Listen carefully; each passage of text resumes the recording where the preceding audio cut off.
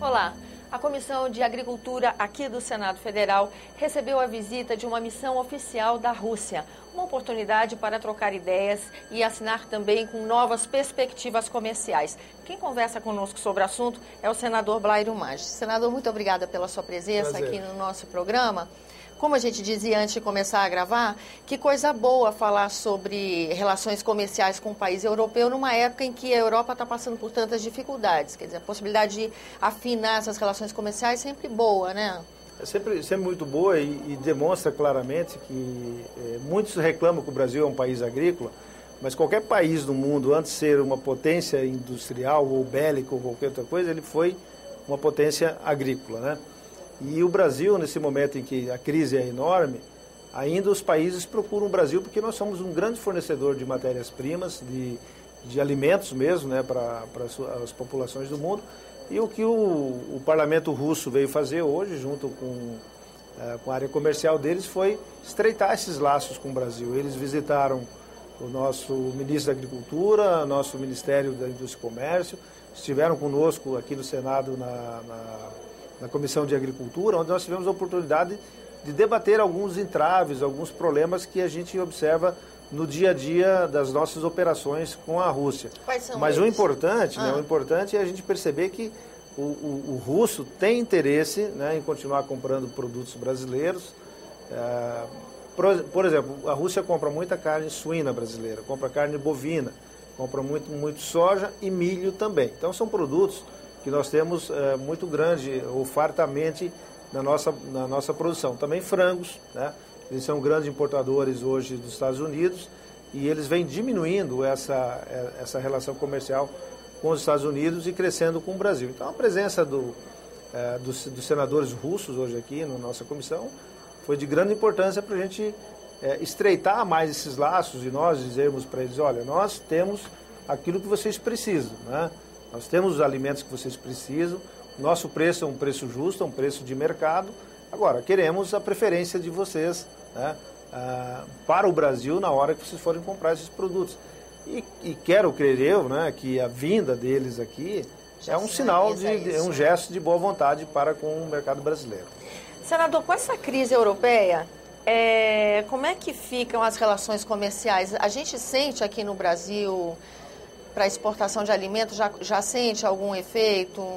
Redução dessas parcerias, dessas vendas já estão acontecendo? Não, olha, eu diria assim, que nós temos problemas já na área de automóveis, de eletrodomésticos, uma série de produtos industrializados. Mas a parte de alimentos, dificilmente ela regride, né? Quer dizer, você pega o chinês, o asiático, que há anos atrás comia muito pouco e que hoje já está se alimentando melhor. A última coisa que um governante vai conseguir fazer é dizer para o seu cidadão, olha, você diminua a comida, né? Não tem como fazer isso, já passou a ser um hábito. Então, o que o Brasil tem é uma coisa muito valiosa. Aliás, o Brasil e os Estados Unidos, junto com a Argentina, são os 3 países que mais vendem produtos alimentícios no mundo. Quer dizer, a gente vende combustível para a vida, né? E outros vendem combustível para automóvel, a gente vende combustível para a vida. E isso tem valor, isso tem necessidade diária. Então, os governos podem criar regras e mais regras para impedir importação de uma série de coisas, mas impedir a importação de alimentos é revolução, é guerra, é confusão, né? Então, o Brasil está bem postado nesse assunto, está bem tranquilo, no sentido de ser um grande fornecedor de alimentos para o mundo. E a tendência é o país manter-se nessa posição. Sempre, é uma vocação do país, não é isso? É uma vocação. Poucos países no mundo têm o que o Brasil tem, que é terra, né? Tecnologia, conhecimento e gente disponível com vontade de fazer. Nós fizemos agricultura no país com muita vontade, né? Eu sou agricultor, já de bisneto de agricultor, e faço com paixão, eu gosto, eu adoro o que faço.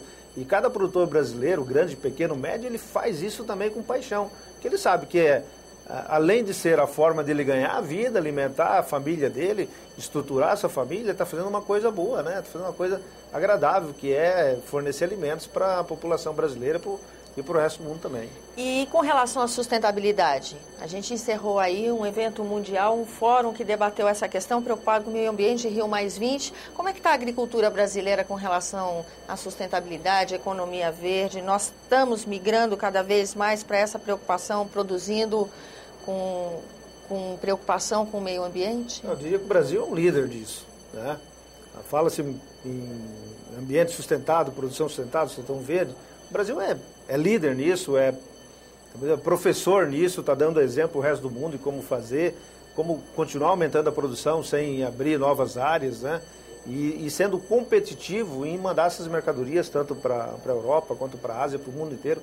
São mais de 180 países que o Brasil exporta. E eu diria o seguinte para você, eu já disse isso uma vez, acho que nesse programa.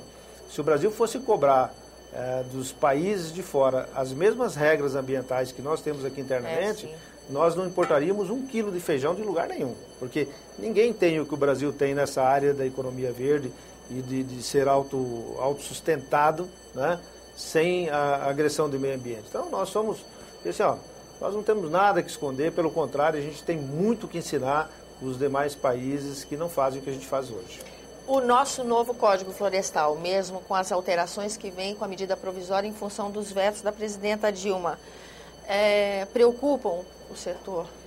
Não, nós temos que dividir essa questão do Código Florestal em duas partes. O sul, sudeste do Brasil e o centro-oeste e a Amazônia brasileira. Para a Amazônia brasileira e o centro-oeste brasileiro não tem qualquer problema o que vetou ou que voltou na medida provisória. Quando nós olhamos para os pequenos agricultores do sul-sudeste, aí nós vamos ver que nós temos problemas, né? Ainda algumas coisas estão sendo ajustadas, nós temos reuniões frequentes, ainda essa semana tivemos uma reunião, foi até 1h da manhã com o relator Luiz Henrique, na casa do senador Moca, junto com deputados e senadores, tentando ajustar, né, os termos, até porque já tem quase 2 meses que passou pelo Senado, e já o Ministério Público, aqueles que são fiscal da lei, começam a botar dúvidas em algumas partes. Olha, isso aqui eu não concordo, tem que ser assim. Então, até esse momento agora da representação pela medida provisória, nós estamos tendo a oportunidade já de corrigir algumas coisas que ficaram com dupla interpretação, coisa que nós não desejamos e não queremos aqui pelo Senado Federal. Aplicar melhor essa lei. Exatamente, né, deixar bem claro o que pode e o que não pode. Senador, muito obrigada pela sua presença aqui no nosso programa. Eu que agradeço. A você que nos acompanha, muito obrigada pela atenção. Esse é o programa Argumento. Eu sou Tânia Horman e se você quiser entrar em contato conosco, nos ligue no 0800 61 2211 ou acesse www.senado.gov.br/TV.